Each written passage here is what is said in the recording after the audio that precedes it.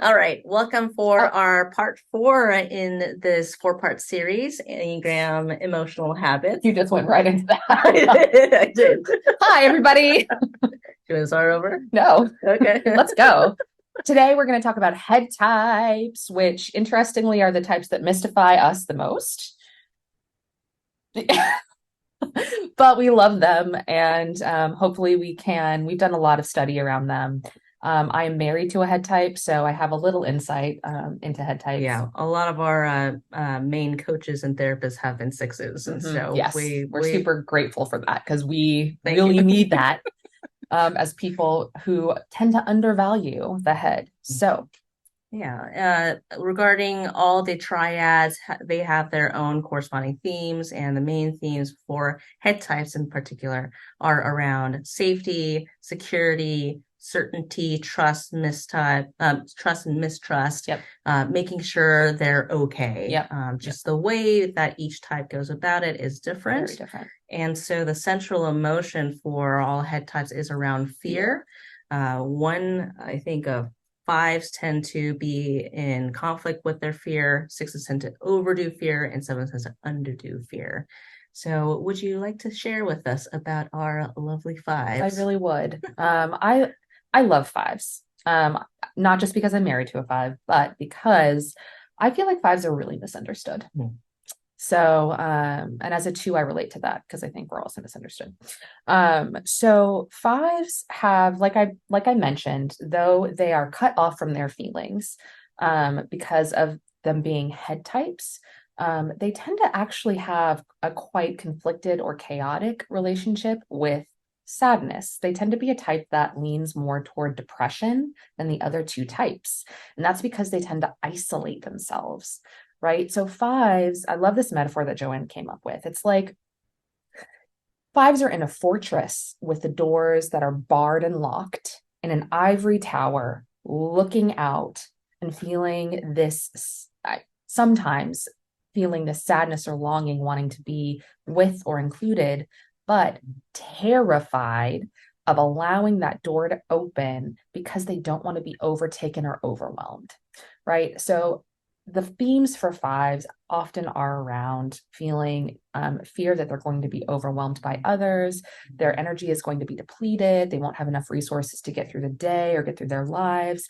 And so they tend to be very protective of their energy, their time, sometimes even their stuff, their knowledge. They tend to be very like locked in. And so if we take that metaphor of the fortress with the doors locked, unfortunately what they don't realize is if they were to just open the doors, they might be able to get the resources they need to get through the day and the connections that they need. But unfortunately, fear keeps it locked. Now, 5s aren't really always in touch with their fear, right? They've cut off their bodies, they've cut off their heart and their bodies, and tend to live in their heads because they protect themselves from this fear by knowing things through knowledge. 5s collect knowledge, they store it up. So I guess maybe the one thing that they allow in through those doors is the knowledge of everything, the things that they're really, passionate about, their jobs, certain subjects, whatever. Like they bulk up on knowledge to defend themselves against, being insecure, to defend themselves against, feeling afraid in the world and to make themselves safe. Unfortunately, that means that they miss out on their emotions and connections. Emotions are the things that connect us with other people, and connect us with ourselves. And so 5s really have an experience of not being connected with themselves and others. And I actually think more than most people admit, 5s really, on some level, understand that, which is why they tend toward depression. They understand that they're cut off and they isolate and they have a very hard time reaching out. It's almost like they're frozen. And this is why I feel so sad about 5s, because they're so beautiful and sensitive, and they themselves don't know that, and the people in their lives tend to not know that. And so, yeah, I think Yeah. It's a great description of 5s. Yeah, of the big 5 emotions, mad, sad, glad, scared, numb. Numb is probably their favorite emotion. Yeah. also in that they're very good at rationalizing why they should stay numb. Also pursuing things like careers that tend to be right in alignment with their giftings. And so it's like in a lot of ways, it kind of is a mutually reinforcing echo chamber. Yeah. Yeah. I also find with fives, much like ones, they tend to somaticize their emotions, which is what happens when we don't allow, like when you're numb, emotions have to come out. It means you're overwhelmed, right? And so emotions have to come out some way. And often with fives, they come out with a lot of maybe stiffness or, issues with back, but also like feeling achy, sometimes nausea. And sometimes with depression. So fives are deeply sensitive people. That might be the growth step. Yeah. To actually use the body as kind of a backdoor way of connecting with the heart. It's like just noticing that you feel a certain ache or tension or whatnot, and trying to translate that into corresponding to whatever feelings they might have. You might want to ask maybe a close friend, should you have that, or your partner, if they're more feelings conversant. It might be helpful to let them know, like, hey, I have this ache or I have this nausea. Like, is there a corresponding feeling with that? You might not be able to connect the two, but they might be able to help you. And that actually is a secondary growth step, which is asking for help, which I know is difficult for fives as well. So let down that drawbridge, man. Yeah, because there's so many resources that are there and ready for you if you allow things in. Yeah. So we love you, fives. Good luck with your challenge. Do we want to move on to sixes? Yeah, let's start with that. Sixes are hard to peg in a lot of ways. And I think that comes to the territory of the type itself. There's a lot of shifting going on the inside, especially in their heads. And sometimes they're known as the contrarians or devil's advocate, the questioner, the loyalist. So all these contradictory terms, ironically. And I think that also shows that when it comes to their own emotions too, it's just that there's always this questioning and never a settling. So I would say that as a head type, I would say they're the feelers of the head type. So they tend to be most driven or most obviously connected to fear as an emotion, but they intellectualize it so much that they might not even register it as a feeling. It depends on the subtype usually. And with sixes, there tends to be a pretty like big stratification of how you experience the feeling based on your subtype.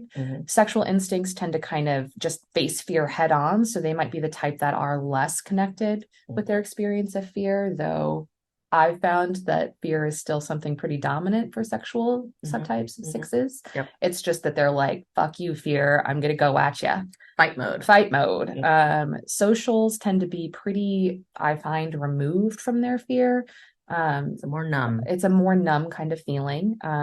They might do the things that the other two types do in terms of fear. Like they might have some conscious understanding that they feel it, but I think they tend to withdraw from it a little more, tend to be a little more distant.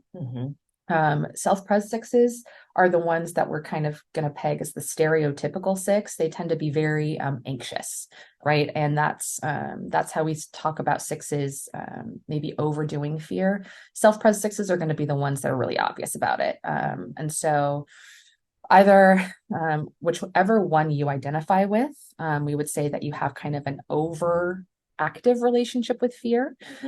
That tends to show up for sixes regardless of type.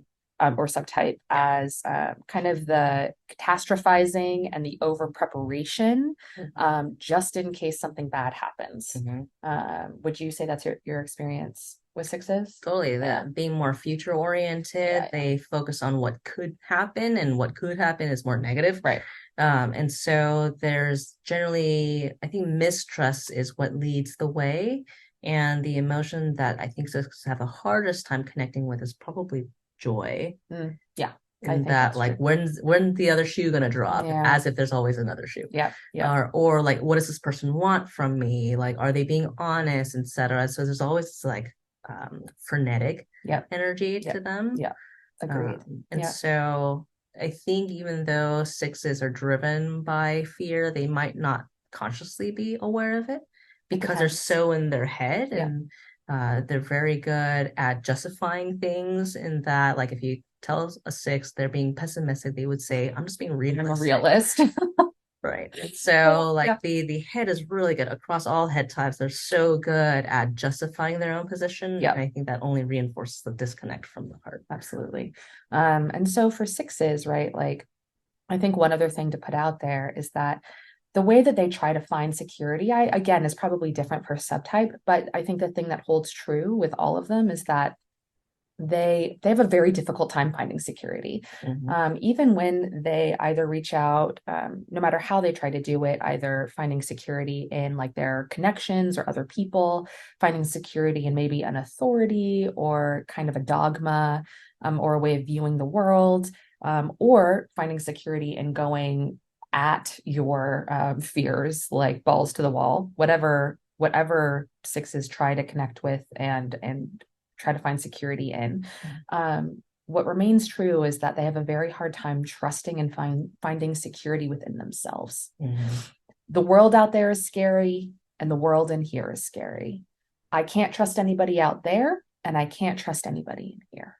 And that causes a huge, huge amount of insecurity and fear. Of course it would, because if you can't find safety anywhere, then you have to work really hard in order to make it happen.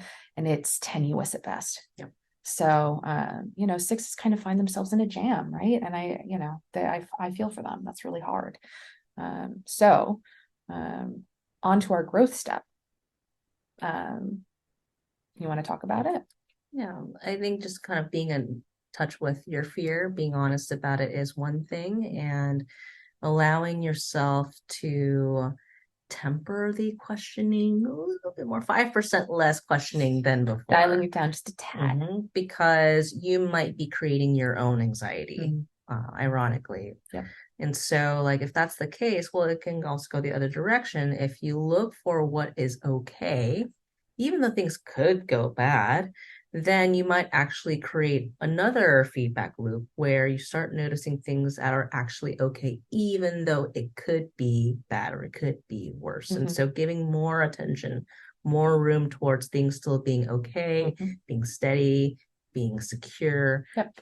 That would be the recommendation. Yeah, awesome. So we hope that you feel like you can engage that challenge, sixes. Good luck. We heart types love you. And I think we're gonna move on to sevens. Sevens. Yeah. In a lot of ways, sevens are the opposite of sixes, in that sevens also focus on what could be, but towards the positive. And so I think whenever people find out what their Enneagram types are, everyone else except for sevens are like, oh, this is terrible. Or like, why are you so negative? Or like, whatever. And sevens are like, this is great. Like, I love my time. Seven. We're like, yeah. Yep. And usually those who are in close relationships with sevens are like, oh my God, like I'm so tired. I feel so resentful and negative because sevens tend to be so positive. Yeah. Glad for sevens is a defense structure in that it's an overdoing of the positive emotion as a way of downplaying or ignoring the negative stuff. Especially fear. So of the triad, I think they underdo fear. I don't think sevens are as aware or conscious about their fear. But one way to find out is they still look for the exits too when it comes to like difficult conversations or whatnot. They just rationalize. That is the main defense mechanism, rationalization. They find their way to sweet talk their way out of focusing on like difficult things, responsibilities, things that are boring, etc. Not knowing that they're weaseling out of things is actually what makes situations harder. Yep. And I think that's the way that sevens actually act out their fear, right? Because, I mean, if you're a seven, think about things like being sad, feeling trapped in that sadness, never being able to get out of your sadness. That's fear, right? Sevens have a fear of being trapped in negative emotions. And actually, sevens have a fear of being trapped in general, right? So keeping your options open, right? Making sure you get to choose into the more fun or exciting or better things. Exactly. And what sevens have a hard time doing is being, I mean, I think every Enneagram type has a hard time with this, but being in the present. And what they fail to understand, sadly, is that only when we're open to every emotion in the present and what's happening in the present do we actually connect with joy. which I think is what sevens are trying to connect with. But unfortunately, Yeah. it doesn't happen if we're not connected with all of the feelings. So, Yeah. And so lower hanging fruit growth stuff for sevens, because I'm not sure if y'all are eager to jump into the deep end just yet. yeah. And that's okay. Is to practice alternating between doing something exciting and something that is a little bit more blah. Just so that like you still get the stuff going, but you're not going to be completely trapped in it. There is an overemphasis on seeking freedom by resisting limits, but freedom and limits actually go hand in hand. Yes. It's kind of like the fencing around a playground structure, like within the fencing, like you can go wild and do whatever you want. But you got to make sure to stay within so that like, you're not at risk of danger. Yeah. And so same thing with our life's experiences, like there are responsibilities and things that must be done.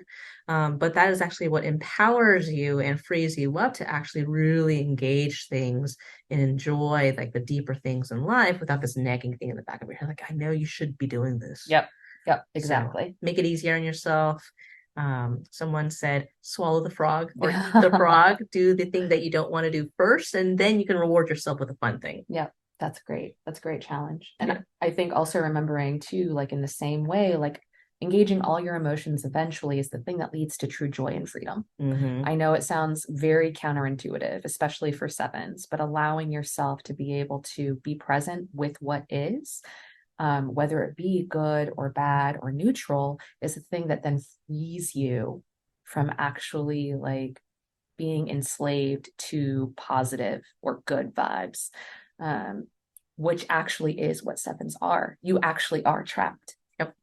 Yep. That's the reality. So, yeah, the bias of head types is that there's such a high emphasis on reasoning, rationale, the intellect, etc. And often all head types tend to think that they're just being mature, reasonable, grounded, and everyone else, especially those who lead with feelings, are being immature, irrational, doing? Whatever. Yeah. It's just that the ironic thing is, if our body and our heart are also other legitimate sources of really important information, which they are, the irrational thing is to lop off or close off access to those other centers of intelligence. So how rational are you being if you lop two incredibly important ways of viewing and interpreting the world? It's actually irrational for you to only favor certain data and ignore everything else. And so high recommendation for all y'all head types to really get to know emotions and also your body experiences as a really important source of information.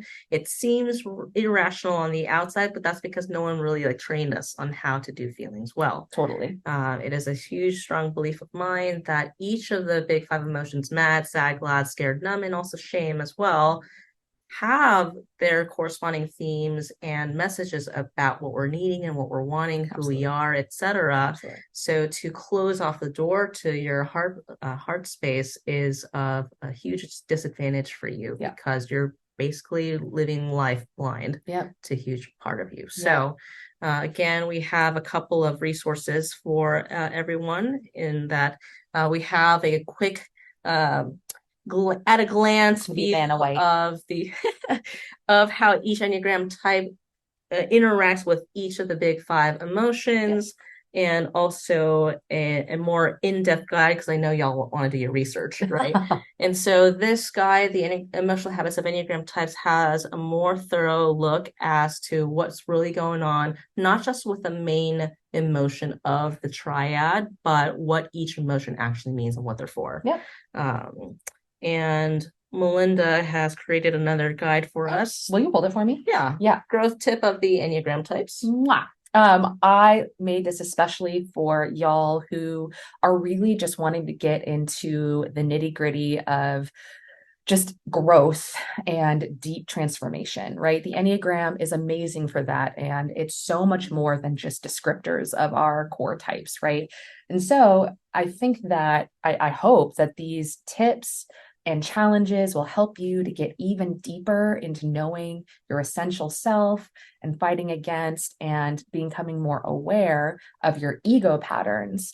And as you get to know your essential selves, I think you'll find that they actually look a lot different than your core type, which is pretty surprising. So I developed this guide with a few tips for y'all who are really wanting to grow more deeply in your Enneagram journey. These have been helpful for us.